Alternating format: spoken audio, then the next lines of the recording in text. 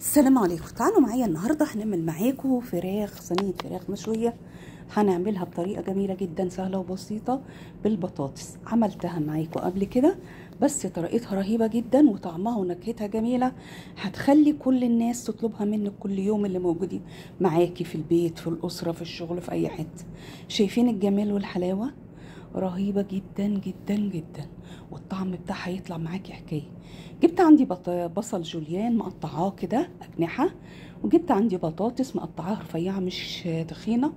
البطاطس تبع عدد الأسرة، والفراخ نفس الشيء. فأنا جبت كده وقطعته ومسكت الفراخ، بصوا غسلتها خليتها زي القشطة. بعد ما خليتها كده بسم الله ما شاء الله زي القشطة، جبت عندي ملح وفلفل اسود وروزميري وورق لورا وجهزته. جبت هنا عندي بقى كمان بصلتين، مسكتهم فرمتهم وخليتهم ناعمين جدا.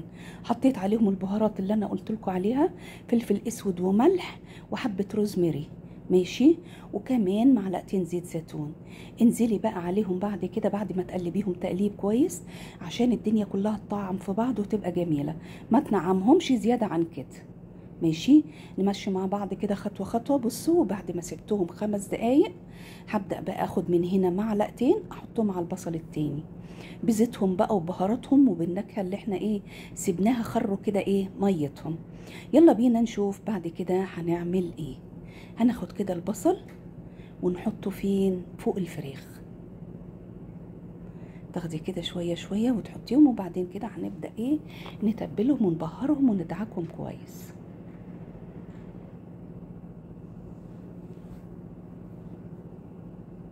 مسكناهم دعكناهم مع بعض دعكه كويسه، وحطينا كمان عليهم اهو الورق اللورا. جهزنا الدنيا، ويلا بينا كمان البصل ده هنقلبه ببعضه بالورق اللورا زي ما انتوا شايفين. انا وريتكم اللي انا خلصت خلاص الفراخ وركنتها، هتقعد برده كده 10 دقايق ربع ساعه في التلاجة. هنبدا نجيب بقى كل المكونات دي نحطها فوق البطاطس بعد ما صفيناها خالص من الميه اللي كانت فيها. ادعكيهم مع بعض دعكه كويسه جدا لما برده النكهه بتاعتهم تطلع كلها في بعضها ويبقى طعمهم جميل. الطريقه دي بتخلي البطاطس تشرب البهارات بتاعه البصل والدنيا كلها. وتجيبي بقى الصينيه وتحطيها فيها. بعد ما تحطيها فيها روحي حاطه، بعد ما قلبتيها تقليب كويس حطيها في الصينيه وافرديها. يلا بينا بقى نعمل ايه تاني. هنسيبها برده كده شويه. عارفين حبه ان انت تسيبيها هنا 5، تسيبيها هنا 10، تسيبيها هنا ربع ساعه، يا خبر ابيض بتخلي الطعم عندك ما شاء الله كده يتوغل. تبدأي بقى تجيبي الفرخه بتاعتك وترصيها.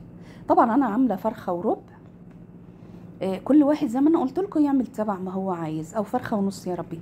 فانتوا تعملوا تبع العدد اللي انتوا عايزينه. خلاص كده رصينا الفراخ، غطيها بقى فين، سيبيها في قلب التلاجة نص ساعه.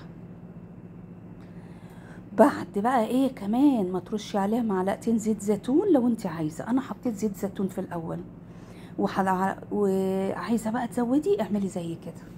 حطيت شويه. ليه بقى؟ علشان خاطر البطاطس بتاعتنا تستوي كويس وتبقى زبده. لازم تعملي حسابها في الايدام، مع ان الفراخ هتخر. حطيتها في التلاجة، طلعتها من التلاجة، دخلتها الفرن ساعة وربع، طلعت عندي بصوا ريحتها. كل اللي داخل فيه عاملين اكل كل اللي داخل عاملين اكل انتوا عاملين الاكله اللي احنا بنحبها ما شاء الله تبارك الله. انا عايزاكم بس كده تتمعنوا الطريقه دي. رهيبه رهيبه، طعمها وريحتها خطيره وجميله جدا، تشرفك في العزومات. رهيبه رهيبه فوق ما تتخيلي. بصوا ما شاء الله ما شاء الله تبارك الله. ربنا يجعل في ايديكم كده الجمال والطعامه بتاع الطعمه. رهيبه فوق ما تتخيلوا، طعم ونكهه وريحه، والدنيا معاكي تطلع مظبوطه فوق ما تتخيلي. رهيبه جدا والطعم حكايه.